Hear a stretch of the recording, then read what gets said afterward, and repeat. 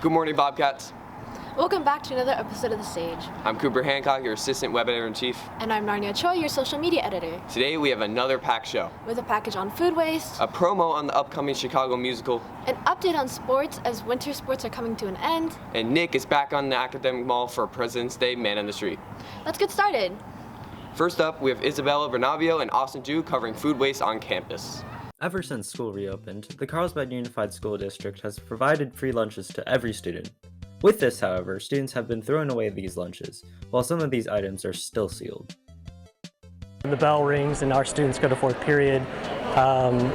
We stay back and we see a lot of the food waste and a lot of the trash that's left out.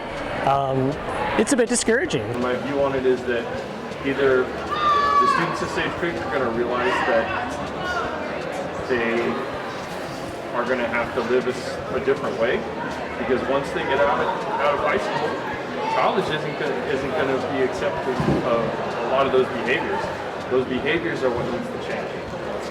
If they don't like the food, if they try it and they don't like it, then they end up throwing it away.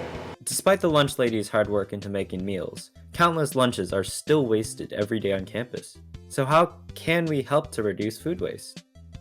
Here at Sage Creek, we care about our campus. I know our students care about our campus.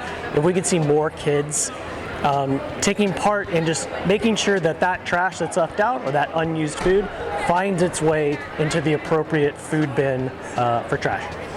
Well, I think if the kids kind of would let us know what they would like to have would be better. Yeah. And within reason, clearly. School lunches are able to provide nutrition for all students, while having them free is able to help those who are hungry. Thus, having lunches be free is a major benefit to all students alike, and hopefully this can become this. This has been Austin Ju and Isabella Bernabeo reporting for The Sage. Thanks, guys. Make sure you're all throwing away your trash following break and lunch. Next, we have a promo on the upcoming Chicago musical by Jason Chase and Ambrogelly. We interrupt this program with some shocking and tragic news from the Windy City. Roxy Heart of Cook County, Illinois has been arrested for the murder of former lover Fred Casely in a homicide that took place in her home last Saturday. We have an exclusive statement from the officer who made the arrest this past weekend. I arrived at the Hart residence a little after midnight. We had gotten calls from concerned neighbors about gunshots being fired in the household.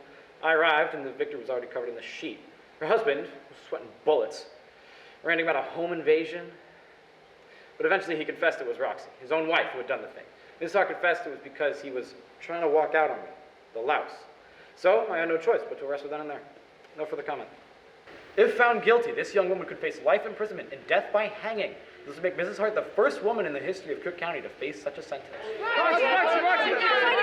Despite the severity of the charges pressed against her, Mrs. Hart insists on her innocence and has hired Chicago's #1 criminal defense attorney, Mr. Billy Flynn, to defend her in court. Beyond accusations of witness tampering, witness intimidation, evidence tampering, and false testimony, Mr. Flynn makes the bold statement that his client acted in self-defense and that her and Mr. Casely both reached for the gun. We were able to collect a short statement from Mr. Flynn. My client is innocent beyond a shadow of a doubt. This poor innocent girl is being slandered by the press.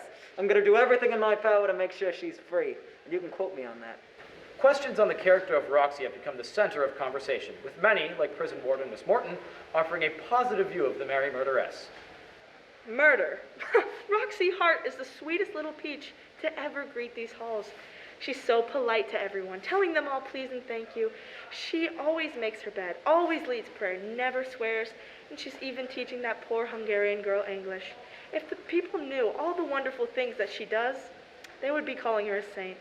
Her fellow inmates have only had heartwarming things to say about her. Oh, bunos, and they are got Tatlan, not guilty. Roxy Heart? Who? Oh, that bored housewife? Yeah. Innocent as the rest of us. Fred Casely had it coming. Just like my sister and husband. You see, enough about her. Let me tell you about a real tragedy. I'm being framed for the murder of my husband and sister. That stunning dame was Miss Velma Kelly. She has been accused for the brutal double homicide of Mr. Kelly and her sister Veronica in their hotel room at Cicero. Their bodies were found riddled with bullets and 22 stab wounds between them. Miss Kelly was caught afterwards in the bathroom attempting to wash the blood off her hands.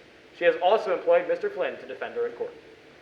Fervent reporting on the trial by reporter Miss Mary Sunshine has greatly increased attention on the story. Free Roxy! Free Roxy! Roxy's innocent! Don't let her hang! Free Roxy! It seems Roxy Mania has swept the whole of Chicago.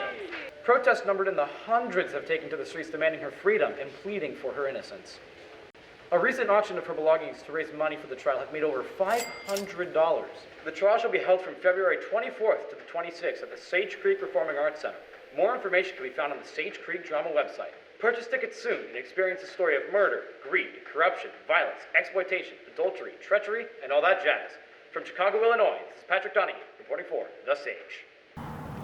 Tickets are $15 and can be purchased on GoFan, and shows on the 24th, 25th, and 26th. I'm definitely looking forward to watching that play. Me too! Next we have Juliette Delicio on beach volleyball.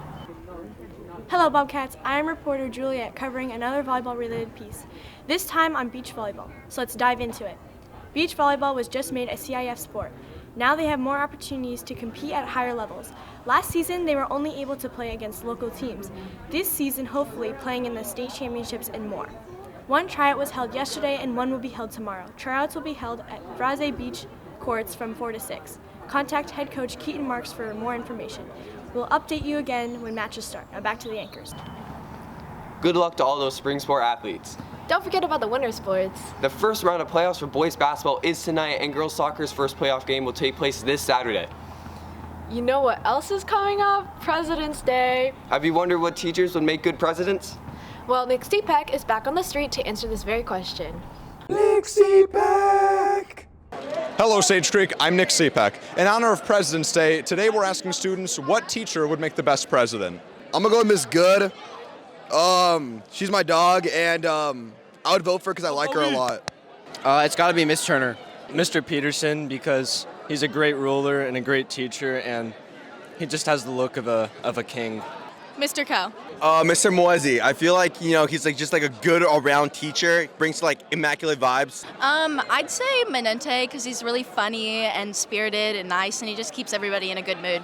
I think Miss Solis would make the best president because she teaches AP macroeconomics at our school, so she knows a lot about the economy already. So that's why I think she'd be the best president. It's a good answer. Thank you. Thank you. Definitely Mr. Menente. Shout out to him. He's my bestie. Peterson 2022, right? I mean, he has a sign already. I would say Mr. Feeberg. He's a really chill teacher. He likes connecting with the students. He teaches really well, and he's overall a really chill guy. Probably Mrs. Brown, because she's educated in every topic, and she is just really, she's a genius. Miss Tapia. Thank you. Mrs. Herrick by far. She's a visionary. She's bright.